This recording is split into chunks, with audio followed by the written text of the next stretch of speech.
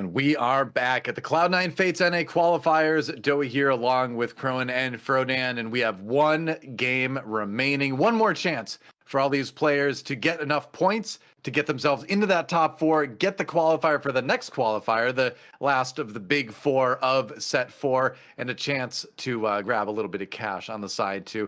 Let's take a look at the standings overall to see where things are. Grand Vice looking like a shoo-in for top four at the very least, with 2 wins and just some really solid play overall. Bertosaurus, Numano, Robin Songs all above 20. Spencer tied but slightly worse on overall placement in the day. That's going to put him a little bit below Robin Songs. But honestly, this list could still change a lot, couldn't it, Khroen?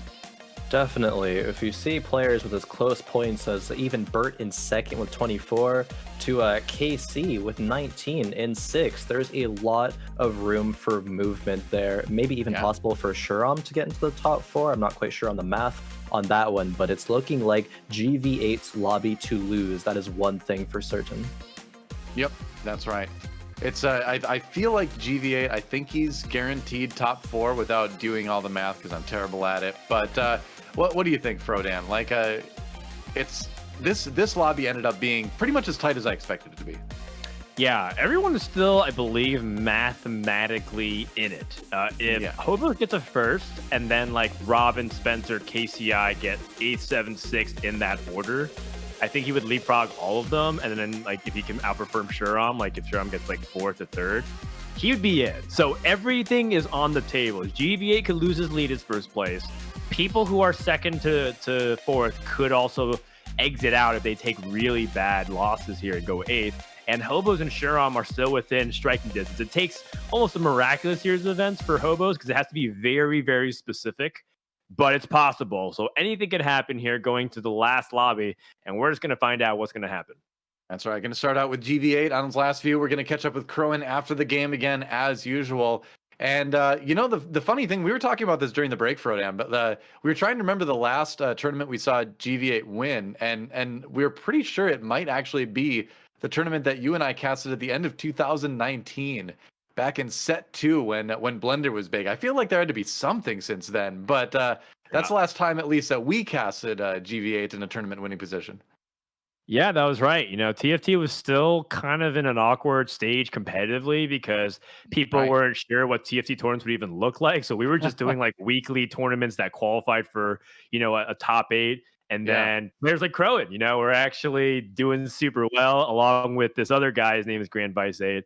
Turns out GV8 was super good and dominated the entire tournament, playing like a flexible, you know, open style. And then Khroen was just, you know, jamming Nocturne with Blademaster Spat.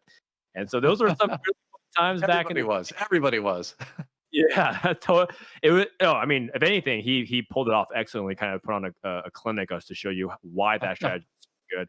And I'm curious to see if Gv8 can, you know, kind of inherit that mantle that so many people put on him. For, you know, months, people kept putting him as like a top 3 player, top 2 player in North America. But in tournaments, he wouldn't really be able to have that results because it's only a few games. This weekend, Gv8 had played 17 games, and if he can end at number 1, I think it's really good to just kind of put him back in that conversation as a top player in North America. Yeah, right now he's got kind of a don't talk to me or my 2 sons ever again situation with the Tahm Kench 2 and a couple Tahm Kench 1s on the board. Gonna probably want to switch up a little bit, but hey, you know, Brawler Reroll, Tahm Kench 3 is shockingly annoying if you put a couple items on him. So it's not the style. We've seen Gv8 do a lot in the past, but he has shown a little bit of reroll today. So who knows? I think Brawler Chosen's really good. Yes. Grand Vice is 6 points ahead of second place, so he won't lose if he top 4s. I think if he gets 5th, he's also very likely to win because I think he wins the average placement tiebreaker. So that's kind of the goal that he's setting forth. If he plays a very safe, methodical approach, don't take unnecessary risks, play a really solid comp that doesn't necessarily top 1s or top 2s, but can get that 4th, 5th cutoff, he'll be in a really good spot. And so we've got honestly early game. Is there any other player that you want to kind of watch here early? Yeah, let's see. Who else is really in contention? Let me review that. Let's take a look at Bertosaurus, actually. He's the one that's the closest with 24 points overall. He's actually going up against Gv8 in this early round, finds the keeper, chosen Elise, slams the Ionic Spark. So not super useful against a Tahm Kench who does not use any abilities, but you know, still Elise 2, not a bad unit early on. A little bit rough not to have the cultist in there though. This is looks really like he's gonna win. I mean, it looks like he's going to win against Grand Vice because Tahm Kench does not deal damage. He pretty much just absorbs damage. That's his entire Yeah. job. It's gonna take a while. But this is this is not exactly a great spot for Bert in particular because Keeper Chosen doesn't necessarily scale very well, and it doesn't have a lot of damage inherently from it. And it's not even like the cultist variation of Elise that's a chosen, so he can like play 6 cultists and win streak with that board and then sell it. The pivot options from here too are limited given that he has a Ionic Spark. So I think from Bert's perspective, I am really interested and intrigued by this Callista pair, and maybe he can just play Callista because if there's one thing that cultists can do is actually play a Callista carry and maybe like peter out in 4th or 5th place. Because again, Bert might be in that same category. He's not necessarily super dialed in on first place. I think for him, he just wants to ensure that he doesn't drop out of the top 4. Right. We're going to be looking for players like him in Gv8 to play things safe, like we mentioned a little bit ago. Looks like, though, that Nidalee, too, is going to be able to get a lot of damage done now. Spencer definitely going to be dropping below 100 HP now. And so far, so good. And with that win, Bertosaurus is actually able to pick up that other Callista. If he would have lost, he wouldn't have been able to buy it. So a little bit of an awkward spot, but it worked out for him. Absolutely. Let's go ahead and check out a couple of other boards as we're still here in the early game and see how things are formulating across the battlefield here. Checking with Numano, another player of Focus, who is very much in that contention at 3rd place, right behind Bert. 23 points. The cutoff is about 19 and 20 points. So we're going to constantly be referencing it throughout this game of what these points mean because it's everything for some of these players. For some, it's not nearly as important because they are so far ahead in the snapshots and qualifier points that they're pretty much actually playing for money, which is a pretty interesting dynamic here in TFT. Some are just trying to play for the spots. Some just trying to play for that extra pocket change and keep that dream of being a TFT pro alive. Right. Hey, good spot to be in if you've already got enough qualifier points to just be worried about the cash. That's for sure.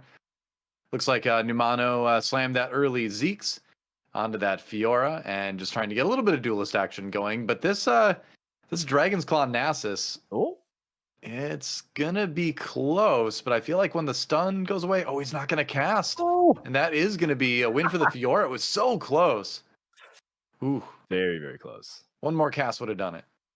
It would be. And this is kind of the limitation of Nasus, right? When you don't have those damage items on him, he's a little bit, weak in those kinds of scenarios. And Fiora, she living true to her name. She's a fantastic duelist that can 1v1, and that riposte just keeps her almost invulnerable. And if you have her as a chosen when she gets the mana discount, it actually gets quite obnoxious. In a 1v1 scenario in overtime, Fiora doesn't lose any 1v1s because she keeps you permastunned. Pretty much, yeah. So last pick for Numano, along with Bertosaurus, the 100 HP players remaining. Looks like he's going to be able to still grab the choice between a glove and a sword. It's really rare that you see 3 offensive items be the items left over on the carousel. That's interesting. Was it just all an offensive item carousel and I just missed that? I would not be surprised. No, some people have like belts and stuff and cloaks. Oh yeah, well that's weird. There's just a little bit of everything. I think maybe we should just check around a little bit more and see what other people are playing. Robin looks like he has a Thieves Gloves on his bench and a chosen sharpshooter Teemo available in his shop. So actually a lot of options here. I think from what it seems like, Robin was okay with loose streaking, right? Like he open forwarded in a way. He's playing 1-star units. He's not committed to trying to win because he wants to start building up his economy. And I think this is a mistake a lot of players make in particular. They see a chosen. They say, okay, this is a chosen. I'm going to snap my loose streak. But I don't even know if that sharpshooter Teemo by itself is good enough. And even so, it would kind of hamper the economic progress and development here from Robin songs. And he needs that eco in order to continue to lean into the Elderwood tree. Because if he picks Teemo, he has to completely destroy the rest of his board over time. And I don't know if that's worth it, given how much he's passed along the way. Well, that's the thing. A lot of people don't think it all the way through, right? Where it's like you buy the Teemo, so then you drop below 20 gold. You have to make the Teemo work, so you're compelled to make the Thieves Gloves. So not only are you just putting the gold into it, you're giving up the interest, and you're also committing those 2 gloves as well to give yourself the chance to win the next round. And again, based on the other stuff that he had on his board, it was unlikely, so he'd be sacrificing a lot to try it. So smart to let that pass by. Right. That said, he does have a pretty. He has the bones of a good board. We'll say he can get keeper going with that Elise if he wants to. He's got 4 Elderwood already. That's always a good position to be in 4.5. So This dynamic is so common. Look at what Robin's doing. He's scouting what the worst board is, and he's playing an even worse board. He says, "You know what? You think your board is bad? Hold my beer." He's going to go ahead and play Elise randomly out of the keeper position. This might look very strange if you're new to it, but the idea that you want to string together those losses, because the interest rate is really important. From 30 and a 4 streak, you go to 40. So he's going to go to 40, and then at Krugs, you get the carryover interest and land to 50, perfectly navigate. And, a little bit of a bait to KCI. He did at the very last second, so KCI couldn't react and reposition or maybe make his board even worse. Yeah, so gets his perfect loss streak rather going through Krugs, which is exactly what you want for those reasons. So now you do start to think about, all right, how do I turn this around? I got the gold going. Do you think he wants to lose streak all the way up to 50 gold, or do you think he wants to start turning it around? I always feel weird loss streaking longer than like 3-1. What do you think? I think that he wants to lose to 3-2 because I think he wants to roll down at 3-2 and find a very good 3-cost chosen. Preferably one that fits his comp, but if it helps give, direction with the items that he has, let's say he drops an Akali, right? And we saw Akali chosen end up carrying Gv8 all the way to a first. That could be what I'm thinking about. So we'll actually, let's check back in on Robin later in the game. As with this part of the game, we can actually still scout a little bit. Let's go to Spencer, who we haven't seen yet. And Spencer's been a player that's actually in the position of Robin very often, where he was lose streaking. But this time, it does not seem like he's committing to the full loss streak. Yeah, he's got a pretty good Akali items initially with the RFC and the Jeweled Gauntlet, debating on, if he wants to build a Giant Slayer there, because it will be a while until more item components pop out. That said, if he wants to transition away from Akali eventually, which, with the rest of his board, I would imagine you're kind of thinking about that. You have to think about where those items would go. Now, RFC is a little bit awkward for Elderwood. I guess in a pinch, you can put on Aurelion Soul just to get that slightly faster casting. But I'm curious to see if he wants to stick with the Akali and try to build off of that and ditch Elderwood, or if he sticks with the Elderwood direction and tries to build around that. Keeper chosen isn't maybe the best way to go about that too. So maybe he's just really wide open right now, actually. Yeah, I think he's pretty open. Even Kayle's on the table. Kayle can hold Jewel Gauntlet. It's not the best, but anything goes at this point. Meanwhile, we're back on Robin, who has full lose streak into 3-2. Let's see if he ends up committing to the roll down and seeing if he can pick up anything of value. He's going for it. All right. Ooh, Slayer Zed checks to see if he has items for it. Doesn't seem like he really does. So he's going to pass that one by. There was an Olaf in that shop too, which might have been tempting for a moment. There's the Kayle. Okay. But his items are just really tough right now because his items don't really point him in any particular direction either. He's got the Sunfire Cape, and then he's just got 2 gloves and a belt. Oh, but he does find the Mage Lulu. So this is something, regardless of your items, that I think you can build off of. Definitely one of the best chosens out there, so I think he's going to be happy. Yeah, at the end of stage 4, Chosen Lulu was quite possibly the strongest early game chosen in the game and allowed you to fast 9. That's right, skip 7 and 8 and just go straight to 9 and get a legendary board and play like Ashe with Hunters as a transition or go ahead and lean into whatever you want to from that point on. So Robin looks like he has stabilized. I want to check out KCI, a player who didn't stabilize.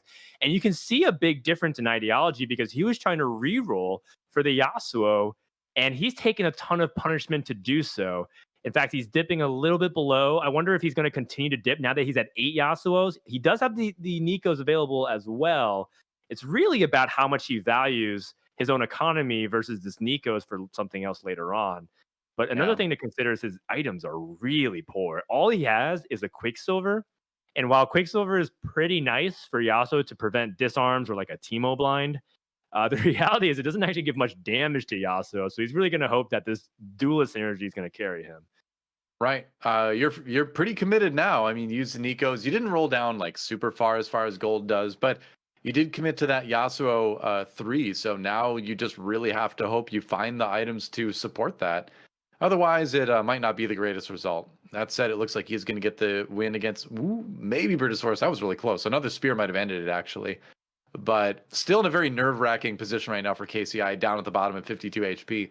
We'll hop over with Bertosaurus and see how he handles his carousel and see if he might be ready to ditch this keeper chosen anytime soon. Yeah, this is exactly what Bert wanted, which is to play Windstreak style. He slammed a Ionic Spark, largely to believe to be on the weaker side of items in the late game. It's nice to get that magic reduction with whatever frontliner you have. So you can put on Yone, you can put it on Set. But for the most part, Bert knows that he's playing for immediate power as a trade-off for late game strength. And that's okay because Bert, again, just wants to play for that top 4. Interesting enough, another carousel where people are leaving some pretty nice offensive items towards the end. People are picking cloaks and belts and vests. And I think that could be a sign of maybe where the meta is starting to head as the lucky lanterns are coming in, Doa. Oh, yeah, that's right. We get a static shiv in the lantern. Well, a tier and a bow anyway, and an item reforger. So that gives you a lot of flexibility too. And that if you've built a bunch of tank items and you want to swap them over to damage items, you've got a chance to do that. So some big time flexibility coming out of the lantern, which is what I like about the lantern is that it does give you those options. That said, Bertosaurus, the items themselves that he has don't combine into a lot of stuff that you're generally very interested in. You can see he's debating on redemption on that cannon. He's going to build that. Still a bow and a sword, so that could turn into some pretty useful stuff later. If he finds a cloak, he's got a pretty good set of items in Deathblade Hodge and Runins. Right. But it might hemorrhage a bit of HP in the meantime. Yeah. I mean, Spencer looks like he's been streaking. He's been doing a great job of it. Looks like he's also somewhat building into the idea of playing assassins. He does have the ability to also play a full crit build with Jewel Gauntlet and the Infinity Edge, as we were kind of talking a little bit about his itemization possibilities that you were mentioning. But the Reforger is what really makes things quite fascinating to think about. There's a couple ideologies of what you do with Reforger. It transforms whatever items that's on your champion into the same tier. So if you have one component, it'll transform one of those, the single component, into something else. But if you transform a full item, it'll transform into a random other full item. So there's a lot of belief that you actually want to use it only on one component, because if you use it on your full items, you might be just getting the worst possible items. Today I had a situation where I needed to pivot, so I reforged 2 items and it created Static Shiv and Luden's Echo, which is like completely useless for me because I was playing an AD comp and I was like, oh my god, I can't believe it. That kind of dynamic is exactly what's going through the player's mind. That's why you might see them wait to the very last moment to use Reforger, because they want perfect information of all their components drops before they commit to that. Exactly. It seems like it's time to pivot, but we're going to pivot over to watch I Like Hobos a little bit. Yet another Nasus 3 player, and this is a great itemized Nasus 3. Titan's Resolve, Dragon's Claw. If you can get like a second Titan's Resolve, which is entirely possible because he has 2 bows on his bench, then I think that's kind of one of the strongest ways to itemize his champion and really make it near unstoppable. Yeah, very much so. The rest of the items, though, do end up leaning towards making him feel like Talon Carry is very possible. Oh my goodness. Ooh, there we go. Bench full of components, lots of defensive items. Another Titan's, but you can make Bramble Vest, which a lot of people consider to be another really important item onto Nasus, just to make sure that he doesn't get taken down by early crits, and also just makes him a lot more resilient against auto attack based compositions. So, like for example, he knows a Yasuo reroller is in the lobby. If someone, if he has an Infinity Edge, Yasuo's gonna get stuck on Nasus until the end of time. League of Legends 2 is gonna come out by the time that Yasuo kills that Nasus. The League MMO is gonna be out by that time. Wow, that's crazy. I just like a giant Nasus. So it's double Titan's Resolve for me all the way. But no doubt, Brian Bloodfest is good until Sin kicks him off the map. No! Oh my god. You hate to see it. You hate to see it. That's right. Oh, geez. Hobo giant Nasus is heavier. He wouldn't have been kicked off. Well, I mean, that's the situation where you're like, all right, it was early in the game. I wasn't expected to have to scout that. It's 4-2. I didn't think there'd be a Lee Sin kicking my Nasus off the board. So, you know, okay, duly noted. In the future, I'll scout for that. But Yes. it hurts in the moment. For sure, and a great job by Spencer. You know, making sure that he knows who's in his pool. You can only play the most 4 recent opponents. So if you know that one player that you're scared of is that Nasus with full items, you just choose that side and lean your Lee Sin to try to snipe it. So it's a really good job playing the odds there. As we do find the faded Nasus versus Yasuo match that we kind of talked about. The X factor is whether or not some of these other support units can actually play a big role, and I think you did see one of that. Fiora getting a very nice stun onto Kaiju Yasuo battle. just to stall. You got Giant Nasus versus Giant Yasuo. Nasus is going to win that one every time, especially with the items he's got. But like you said, Nasus doing his job. We're going to swap over to KC's board right now to check out how this Yasuo is doing. And we mentioned this earlier where he only had the QSS for the Yasuo at the time. He added the Titan's Resolve, which is a good item for the Yasuo, but still no pure damage items on your carry, which is a little bit alarming, maybe. Blue buff off his reforged Doa. That's not exactly what he wanted. He's a little bit gambling, right? He's like, I really want this different component to specifically be gloves so I can get Hand of Justice for my Yasuo, because the problem still persists. He has Yasuo 3. He's got 6 duelists, but he doesn't have an attack damage item for Yasuo. So Yasuo is actually kind of like a support off tank in a way, which is not what you want. And KCI, despite hitting Yasuo 3, is looking like a candidate to bottom out in this lobby, which is not what he wants. He's outside the top 4 cutoff, so that would be devastating. Speaking of falling out, Gv8 is also on the verge of potentially going 8th. He needs to pull it back. We cursed him, Frodan. We talked about, you know, how long it'd been since we've casted him winning a tournament, and you know, when you do that as a caster, you do kind of put people in a very threatened position sometimes. They can be cursed without us even knowing it. But I'm surprised actually, because he's got this Shyvana chosen.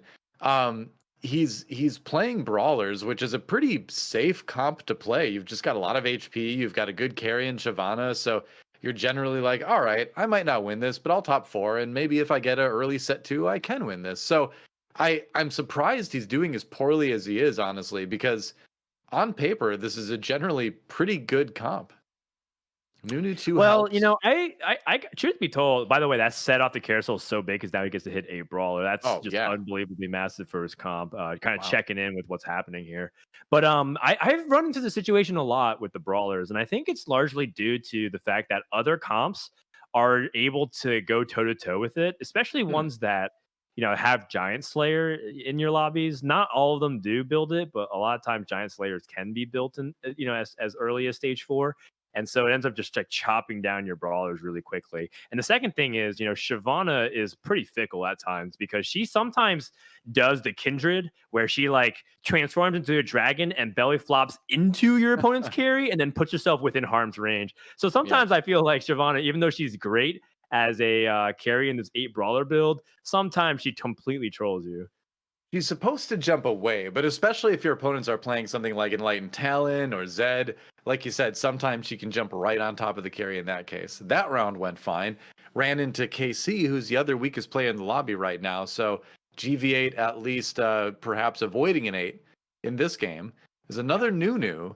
So he's rapidly approaching Nunu 3. And now that he's got 8 Brawlers too, he's hit that stretch goal already where he's going to have so much HP. He's going to have a good amount of AD. Remember in 4.5, the Brawler trait gives you attack damage as well. So I feel like after the carousel, he's in a much better position now. And we'll see how he does against a player like I Like Hobos and this big Nasus. Right. Hobo's the other reroller in this lobby. And, you know, if he can take out both of them back to back, that'll give him some confidence that he has passed the curve. Around this part of the game is where you start to really worry about your composition if it can hold out the rest of the lobby. But he's 2-starred almost everything except for the set. So he's in a pretty good spot, to say the least, as he finds another Shyvana. And the thing is, too, that, you know, you saw him rolling a lot on 7. He can still keep doing this to 3-star Shyvana and Nunu. He doesn't actually have to go to 8 because the Elderwood buffs, they're nice, but, you know, he actually has a spatula. So if he gets a cloak here, he doesn't need to really add in anything else to make his comp, you know, complete, in air quotes there. You know, the one of the things too is that another reason you don't need to go to 8 is because it's only a 5% increase in terms of finding a 3 cost. So while that's nice, it's not necessary per se. You know, it's probably better to spend the gold now. And there's another Vi. So, you know, and you're kind of looking at some 2 stars. Maybe you get a 3-star Vi and that's okay. But Wow. yeah. I like So what I'm really curious by is What? how he can use Wow. this Reforger. He can go ahead and buy this Cho'Gath Oh. and repurpose those items. He has Jewel Yeah. Gauntlet available for him, which is a What? fantastic set item. But he hits a Cho'Gath 2 on his roll down. He's Wow. 2 Shyvanas away. And right now, Gv8 looks like he's in a pretty good position to play for Shyvana 3, which Yeah. is just going to be one of the more powerful boards on stage 5 that might be able to get him a top 2. Finding that second Cho'Gath 2 is pretty amazing. I feel like he's destined for a top 4 here. Maybe I'm cursing him by saying that, but I'm just feeling it. Then he runs into the Kayle. Oh no, what have I done? I'm sorry, Gv8. I'm sorry. Here comes Set. Oh, he's fine. Okay. Now, we saw him slam the Dragon Soul spatula item on the Set as well, and when he hits 8, he can add in that third Dragon Soul, and Yeah. Dragon Soul Set sounds pretty good to me. I personally think he forgot about the spatula. The way he ordered everything, I think it think so? maybe he thought he had Jewel Gauntlet. Okay, Vi 3 is nice. Oh, huh. He's wonder. still going for it. That's an interesting point. Because Trap Claw is not a bad item on Set. Because a lot of times he takes a lot of heat early. So yeah. It's not bad, but like Jewel Gauntlet is one of the best items on Set because he hits so many units with his slam that you feel like you would want that over the Dragon Soul spat. And he doesn't even have Dragon Soul in, so I'm leaning towards that direction. But who cares? We're seeing him absolutely destroy everyone with Shyvana in the past 3 rounds. Yeah. And now we get to see him go up against Bert, who has that whole Olaf online, no Guardian Angel, so an all offensive Olaf with no ability to drop aggression. But it doesn't really matter because look at him chop it up. Yeah, I mean if that's a Set 2, that probably goes a little bit differently. But for now, that Olaf is going to dominate. On the sidebar before that round, by the way, Robin Songs hit Veigar 3 and Rakan 3. So Elderwood reroll coming together for Robin Songs up in 3rd right now, at least. All right, Spencer, sounds good. We're going to check in with him in a little bit. I wanted to see how Spencer's doing because Spencer is a player exactly on that bubble. He is tied for 4th, but he has a lower tiebreaker right now. So he needs to get a decisive top 4 finish here, and he is in danger of not doing that right now because he's trying to stabilize with level 8 legendaries, finds the Lee Sin 2 off the Nico's help, trying to reposition accordingly and protect his Olaf. Olaf does not even have that good of an item. It's basically meant for Kayle, but he couldn't find Kayle, and now he needs to try to survive against Robin, his exact nemesis for top 4. Yep, that's right. And we'll see if he can do it. The Olaf starting to do some work on that Rakan 3, but it's taking so long to chop through it. That said, it looks like he's okay because, maybe I spoke too soon. Oh no. The Aurelian Soul comes through and sends Spencer out of the game in 7th, KC rather, out in 8th. So that is a rough result for Spencer as he came into this one on 20. So almost certainly not going to hit that top 4 now. Gv8 takes a loss and he is down to 4 HP. So our top 4, look at that big difference in HP. It's a 33 hit point drop from 4th to 5th right now. It's happening. The possibility that Gv8 does not win this tournament is on the table because Bertosaurus, if he gets 1st, would get 34 points. If Gv8 goes out in 6th, that is 33 points. And so we do have a little bit of cemented standings here for KCI and Spencer, who both were on the cusp of potentially making top 4, but with the 7th and 8th, very unlikely to do so, if not impossible at the moment, I think. And you look at Gv8, who looked very comfortable at that spot. Is that so good? Is that going to be the key? 6 mage, 6 Elderwood. I don't know if he's going to go for 7 mages, but that would be pretty awesome as well. I mean, you could. It wouldn't be very tough for him to get to 8 right now. He's got the TF. Why not? Yeah, jump up to 7 mage. I think that's smart. And just the mage cap on Rakan is so good because he double casts the dash blind. So you're pretty much ensuring that the vast majority of the team is going to be blinded rather than just, a big chunk of it. It goes from majority to vast majority most rounds. Love the Twisted Fate as a frontline ward for your army, just to scout ahead and absorb the initial shots. That Aurelion Soul has been ramping up, and we get to see the full power blast of 7 mages deleting everything. And Wow. Shuram, the open bracket hero, another victim of the Robin Song Elderwood army. And if Gv8 goes out, that actually means that he is going to secure that first place, I believe. We're going to go ahead and check on the math just to make sure after the lobby ends. But if not, that also does mean that Gv8 should be in that good spot. And he does have that Shyvana 3, which has shown you why he was able to stabilize and get that really crucial 5-5 win. That'll help a lot. Yeah, the Shyvana 3 is a big deal. Now, Robin Songs, even if he does get first place, he'd only end up at 30 points, which would just tie what Gv8 is at right now. So Robin can certainly make a run to stay highly ranked in the top 4, but I don't think he can win it overall. Either way, he's definitely a shoo-in to win this game, I think. I think it's going to be very difficult to take this out. But here's the battle I wanted to see. Grand Vice versus Robin Songs right now. Can they survive the Aurelion Soul damage? Oh, we dodged it. Before they hatch, Doa, because, or rather, don't count your dragons before they hatch. Yeah. Because brawlers have a ton of HP, so you can have all this damage. Okay, Gv8's just checking his standings. He's looking at try his to see if score. he can lock it in. But you know, the brawlers have a ton of hit points, and so even if mages have this like ridiculous scaling, if the number for health is higher, then that's all the burst they have. Then Shyvana will chew through. So it looks like that's exactly what happened in that battle, and GB was able to survive.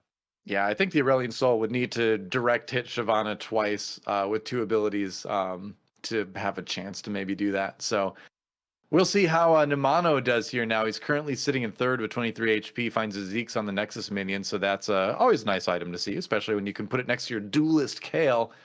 But is it strong enough to take on some of the other Titanic boards we see in this final lobby? I'm not so sure.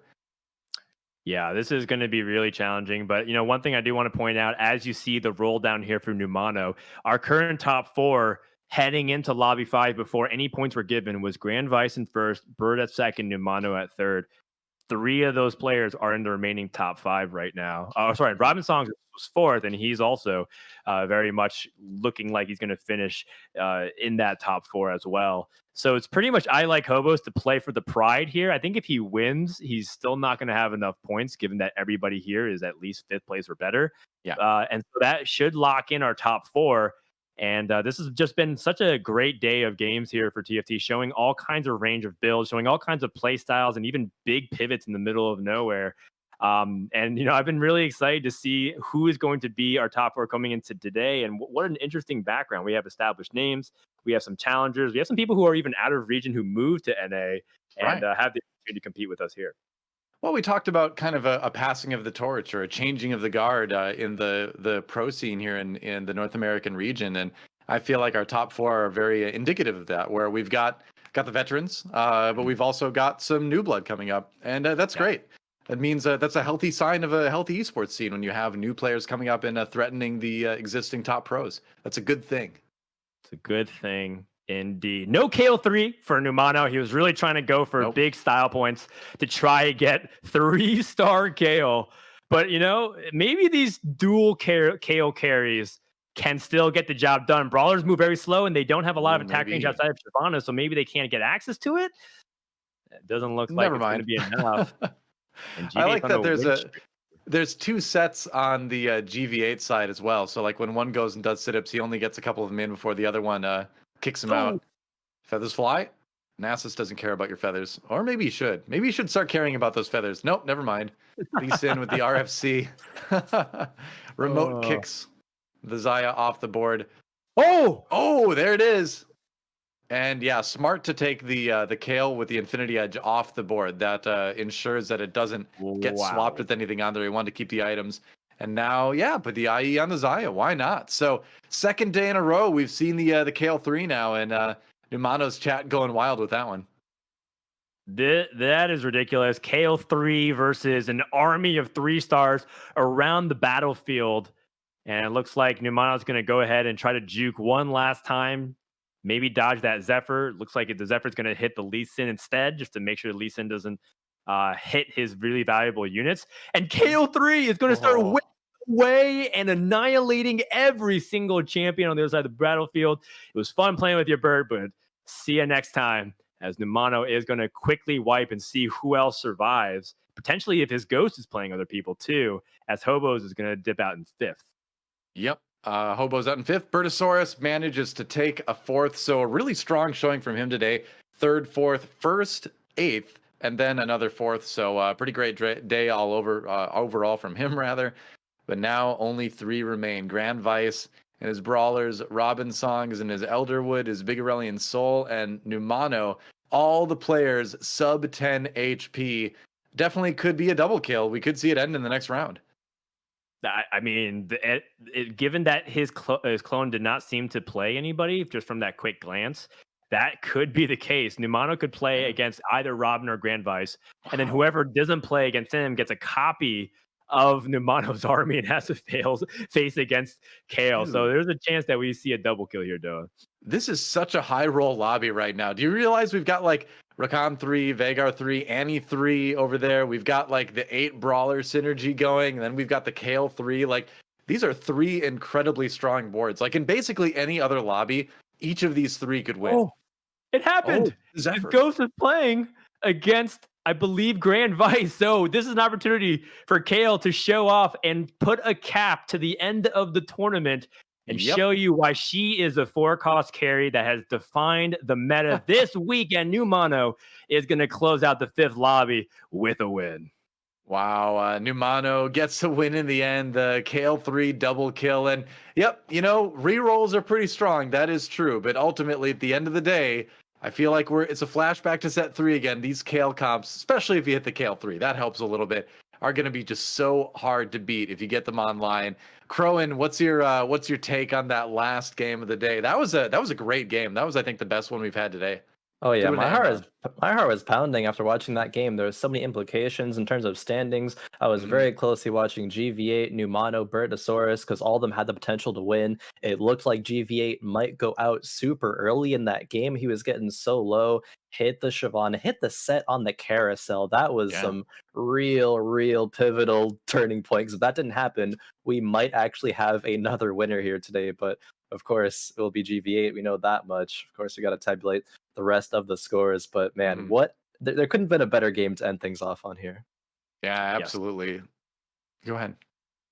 I was going to also make one comment, is that the players that were all in top 4 in the standings going to the 5th lobby all placed top 4. Gv8, Numano, Bert, and Robin were the ones who finished 1 to 4. So that's just a reinforcement of, people's lead, even though there's comeback potential from people on the bottom, especially from Spencer and KCI. They made it really close, and it was a very tight lobby, and overall, like, a lot could have happened. I'm really happy with the way today's games went. Yeah, it was just a great day of TFT. We knew it would be because of the quality of the players coming into it, and I think the meta is really fun right now. Rerolls aside, like, I don't mind it. I've always kind of liked reroll metas anyway, so this is kind of my style of TFT right now. So it's fun to see just a variety of comps. Again, like, I go back and I look at a player like, I believe it was, I like Hobos, who, although he did finish outside of the top 4, in fact, I believe he finished at the bottom of our standings for today. He made it this far, and he made it this far playing more different compositions than anyone else in the tournament. So I think he deserves a lot of props as well for just bringing a huge variety and showing that if you're good enough, you really can excel in Fates with a lot of different looks at your board. You know how you can excel as well? Segue. If you're in the Cloud9 Twitch chat, you can type hashtag Puma to have a chance to win a $100 Puma gift card. Don't miss out. This is your last chance to do it. So if you're 18 or older, if you live in the US, you have a chance to win it, that $100 Puma gift card. Hashtag Puma in the Cloud9 Twitch chat to enter your chance to win it. But we're going to see the results for our final standings in just a moment here. See who takes 2nd through 3rd, because we know Grand Vice won number 1. Like, he dominated today. His average placement on the day is 2.6, which is crazy. He went 1st, 6th, 3, 1st, 2nd. That is a awesome, awesome run of games, and a real testament to like his play style in the current meta as well. And keep in mind, the player that won this tournament is not a player known for rerolling. He did it a little bit today, but for the most part, he played his style, which is strong board, fast leveling, and just massive amounts of changing and positioning and scouting. So Grand Vice wins it. Bertosaurus takes second, Numano with a third, and then Robin Songs at fourth. Yeah, I mean, can we give also a little bit of love? These standings aren't 100% correct. Numano ended up winning that last lobby. So Numano and Bert are actually switched. Numano has 33 points. Even though Gv8 won, congratulations to him. Really well played, and overall, he should be really happy. The consistency over the weekend from Numano, who once again averaged just a cut a little bit above 3.0 placing, 3.4. Really well done. Every day he was, right there at the top. He was like 1 or 2. Some other players, they had some times where they were like first advancing through, or they're like at the very end of the cutoff at like 8th or whatnot. So he's a consistent force, and I'm going to be looking forward to see from him. And then from Bert and Robin, any thoughts, Khroen, about these two players? About Bert and Robin, I mean, oh man, Bert in that last game, it was kind of unfortunate running into specific matchups. I think he ran into Numano like twice there at the end, then once after hitting the kill 3. Robin getting that 4th place here, I think is huge. Started off really slow, hit the 7th, but then was pretty consistent, throughout. But man, going up against players like Bert, Numano, and Gv8, I did quickly want to highlight Numano again from that last game. There was such an evolution from game 1 of today to game 5 there of Numano. Numano first couple of games said, "Oh, Duelist Yasuo, I'm re-rolling." That last game, Numano had a Duelist Yasuo at 2-1, but decided instead to level up, only played it for 1 round, sold it, played 3 Fortune, and for 1 round, won, and then sold it again. So kind of took playing flexible to the next level and found the Duelist spat for the Kayle. Like, Numano played that last game. It's some of the most impressive TFT that I've ever honestly watched. And it's unfortunate with that ends that you couldn't get the victory, but Gv8 just playing way too consistently throughout the whole day. And now we see the correct standings. Numano obviously in second, a player that I'm definitely proud of, but Gv8 too good, man. Yep. What can you say? I mean, it was only a matter of time until we saw Grand Vice win another tournament, I think, and really doing it in dominant fashion today, despite the strong performances from some of the other players. But more than anything, I hope a lot of the fans out there just found some new players to watch streams for. I mean, obviously we have a great crop of popular streamers right now, but I think players like Numano, hopefully he gets a boost in viewership. I've really enjoyed watching him this week in particular, before the tournament leading up to it, doing some research on him. So I'd encourage people to check him and the other players that they may not have watched out as far as their Twitch streams go. Definitely something to do. But I think that leads us to the end of the day here. So it's time for the final thoughts for the tournament. Frodan, what's your take on this weekend? I'm really happy to see how the patch seems to be playing out. I know there's definitely been some concerns about where set point 5's direction is going, but the TFT team, there's some of the most dedicated game developers I've ever seen in the entire industry. So I know that a lot is going to be thrown at them in terms of feedback and criticisms, but we all love the game very deeply, and I'm really excited to see more tournaments for TFT in the future. Oh, also check out this podcast. If you love TFT and you love hearing commentary, Doe and I host a podcast called Teamfight Talk Show every 2 weeks. And we'd love to have more guests. We maybe can have Khroen back on one day. And so it'd be really great to see more people show up for that, because we talk with all your favorite TFT pros. Yep, that's right. Well, Khroen, what do you got to say after a weekend of TFT like that? And I got to echo the sentiment that Frodan just shared about the TFT team. It just does such a good job. I'm really, really liking 4.5 so far. And we got to see that displayed with, the best TFT players in North America throughout this whole weekend. From day one, I wanted to look at the meta, how it would shift, but I think more so, I think we got to see the shift of players and how they just specifically approached it and shifted their own play styles. Notably, just went over Numano and that shift even just today, but all of these players, honestly, Robin Songs, going back to that, I just thought of in that game, played a phenomenal, almost open fort pseudo play style there, and that's not something that everyone can do. So got to take notes from Robin Songs in that game, and it was just it was really, really, really great. So A great weekend of TFT. I'm excited for more in the future. Me too. I had a great weekend as well. I mean, my final thoughts are, if you take any one thing from this weekend, TFT fans out there, is that the meta is always more open than Reddit says it is. Like, if you like to play the game a certain way, just get good at playing that way. I mean, look at the pros we saw this weekend. They played in so many different styles, so many different compositions. Of course, some things are going to be stronger than others, but it's always strong if. You have to look at the lobby, you have to look at the other players, what they're doing, and find out what's strongest in that situation. Strength in TFT is always contextual. Keep that in mind, and you will definitely improve as a player. But that said, it's been a great weekend of Teamfight Tactics. Thanks to all of you out there for watching. Thanks to our staff behind the scenes at Cloud9 who did such a great job of putting this tournament on. And thanks to our sponsors, our presenting partner Red Bull, of course, and our supporting partner Puma. And thanks to the players for showing us some awesome games as well. But that's going to do it. So until next time, go enjoy Teamfight Tactics, watch some streams, chat about it with your friends, but in a productive way, of course. Stay safe, and we'll see you next time. Take care.